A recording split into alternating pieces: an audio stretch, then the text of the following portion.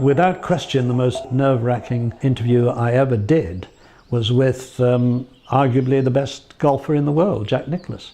It was the first time I'd ever approached Jack Nicklaus, and the BBC asked me to go along and talk to him at one of the Open Championships in Troon, and so I went along with my tape recorder, and Jack Nicklaus always had a system where he would conduct a press conference with about, I don't know, 150 people in the tent, and then he would immediately go on to a smaller press conference which was conducted with an all-American group of journalists, and only about half a dozen of those. So it would be a very exclusive interview with these journalists, and it was that interview that I approached. He was in the middle of talking to these 6 journalists, and I was very naive at the time and didn't realize that this was going on, that in fact, although the major interview had finished, he was still conducting his second interview, and that was the interview that was going on as I approached. And I thought, in my naivety, that in fact Jack was now free to talk to anybody. So I moved my way in past these 6 journalists, and I noticed Jack giving me a very strange look, as if to say, "Who are you?" And I approached him and said, "Sorry, Mr. Nicklaus, I was just wondering, I'm from the BBC Sport. If I could just ask you 1 or 2 questions." And he looked at his 6 companions strangely, and then looked at me, and then said, "Sure, just 3 questions, okay? 3 questions, okay?" And I said, that's fine. And I asked him 3 questions, and he gave me sort of 2-3 word answers to all 3 of them, because he obviously wanted to get rid of me. Since then, of course, I've conducted a lot of interviews, many of them, most of them in fact, genial, friendly. He was cooperative and you know, perfectly happy with them. I still remember that one more than any of the others. The best advice I ever received was from John Snagg, who was probably the #1 BBC presenter, and certainly with a voice that you would die for. And he and I used to work together on the rowing at Henley Royal Regatta, which was on my patch at Radio Oxford. And I remember talking to John once over a Pimm's, which you have to have at Henley. It's absolutely part of the territory. And he said, "You know, young man, in this day and age, and whenever," he said, "you must have fun. You must have fun. You must never take anything too seriously." And he said that would be my motto, and it always has been, he said, that whatever you're doing, it's never as serious as you think it is, especially in sport, he said. It's important, of course it is, and the finals at Wimbledon and the Open Golf Championship, they're important, but they're not so important that you can't have fun, and you must have a sense of humor. If you haven't got a sense of humor, then acquire one, because you won't enjoy life if you don't. And from that day to this, I have tried to maintain that you know, it is important to see the funny side of whatever you're doing, and to try and inject some humor into something that may seem fairly important. My bosses have accused me over the years of being far too frivolous, and you know, the Open Championship is very important, but if I can find something that is amusing, or I can even inject some humor into running up and down a leaderboard, then I will, because you know, running up and down stats on a leaderboard can be pretty soul destroying to do, and what it can be like to listen to, goodness only knows. I think most people are turned off by stats, and cricket is another sport where I think there are far too many stats, and people get bored by that. They want to be amused and entertained before they're informed. and I think that's important. If you work for the BBC, you're married to them.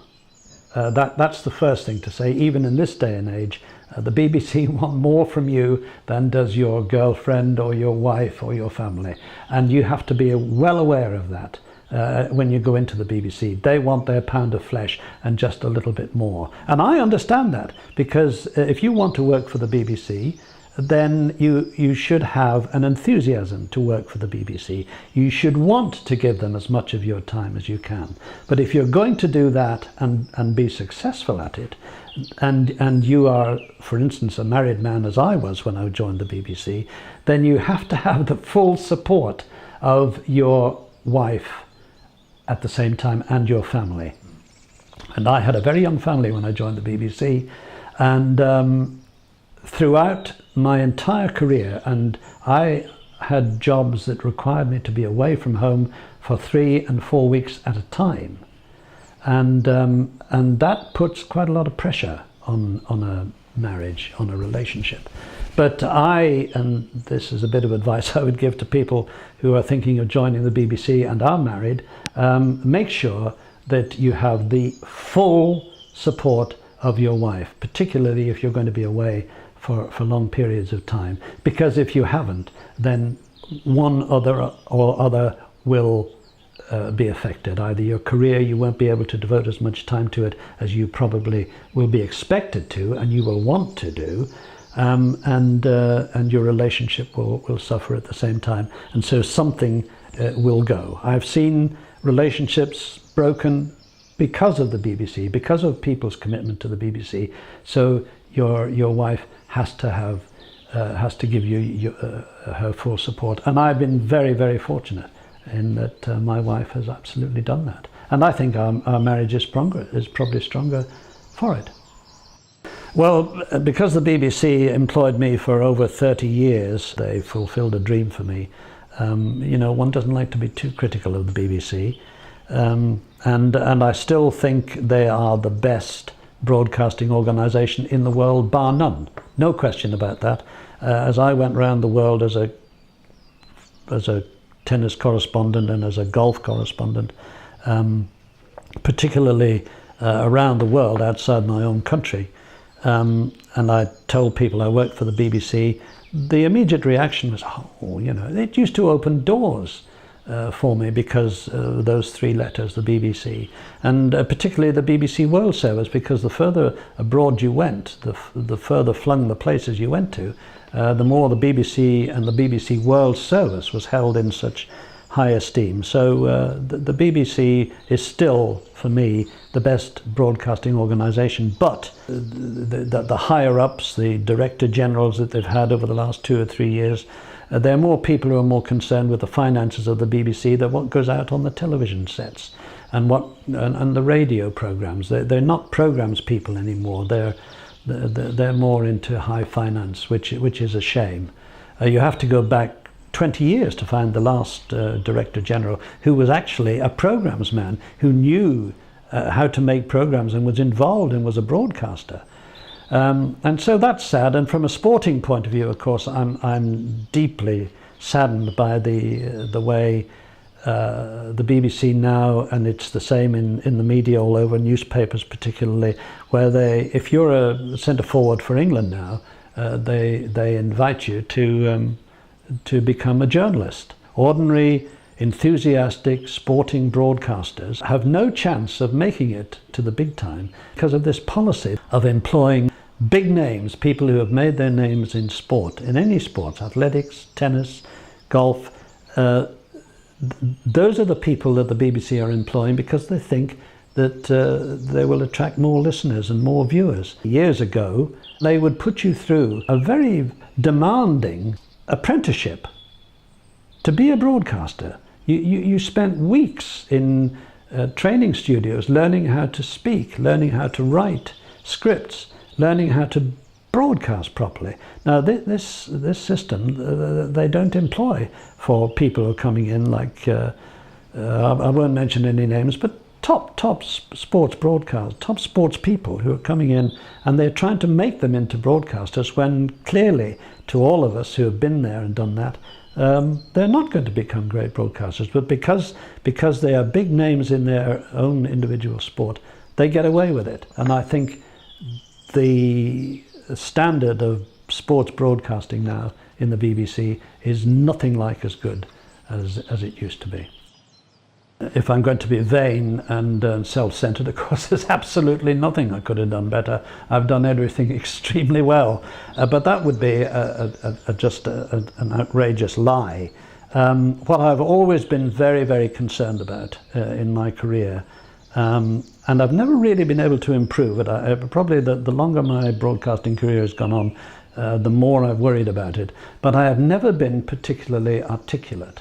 I haven't got great words. My vocabulary is pretty limited, and that's through not being particularly good at school.